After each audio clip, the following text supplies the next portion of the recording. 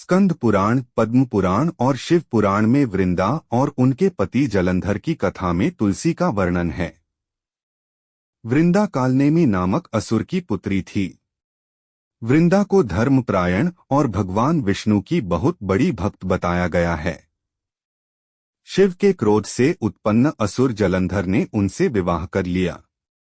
समुद्र मंथन के परिणाम से क्रोधित होकर जलंधर ने देवताओं के साथ सफल युद्ध किया, स्वर्ग पर विजय प्राप्त की और एक पुण्यशाली सम्राट के रूप में शासन किया।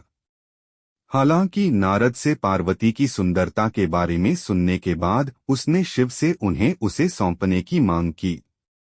क्रोधित होकर शिव ने असुर के विरुद्ध युद्ध की घोषणा की, लेकिन उसे एक अजेय शत्रु पाया। अपनी मायावी कलाओं का प्रयोग करने के बाद असुर ने शिव का वेश धारण कर पार्वती का अपहरण करने का प्रयास किया। 8 वृंदा को एक अशुभ दुःस्वप्न आता है, जिसमें वह अपने पति को भैंसे पर बैठे हुए आकाश में अंधकार और बिना चमक वाले सूरज को देखती है। इसके निहितार्थ से भयभीत होकर वह स्वयं को भूलकर एक जंगल से दूसरे जंगल में भागती रही।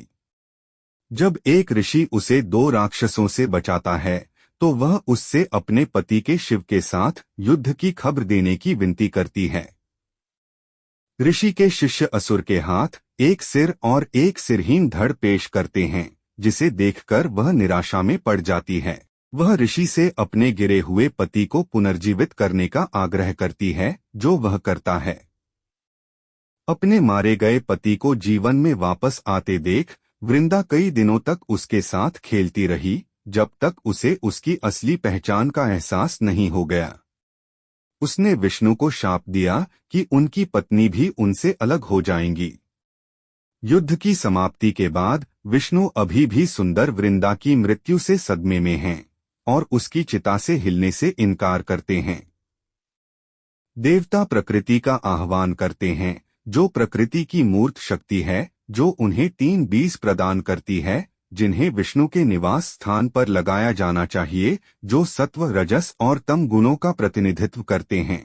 3 पौधे बनते हैं, धात्री, मालती और तुलसी, जिन्हें 3 महिलाओं स्वरा, लक्ष्मी और गौरी के रूप में मूर्त किया गया है। इन अद्भुत महिलाओं को देखकर विष्णु मोहित हो जाते हैं। चूंकि मालती को भ्रामक माना जाता है, क्योंकि वह लक्ष्मी से उत्पन्न हुई है, जो पहले से ही विष्णु की शक्ति है, उसकी निंदा की जाती है। हालांकि धात्री और तुलसी की देवियां विष्णु के प्रति सच्चा प्रेम रखती हैं और उन्हें उनके दुख के बारे में भूलने देती हैं। वे भगवान विष्णु के साथ वैकुंठ जाते हैं और उन्हें बहुत प्रसन्न और आनंदित करते हैं। 10, 11, 12 इस कथा के एक रूपांतर में वृंदा अपने पति की चिता में खुद को जला देती है, लेकिन विष्णु सुनिश्चित करते हैं कि वह धरती पर तुलसी के पौधे के रूप में अवतरित हो। उसे तुलसी नामक देवी का दर्जा प्राप्त होता है, जबकि उसका सांसारिक रूप तुलसी का पौधा है।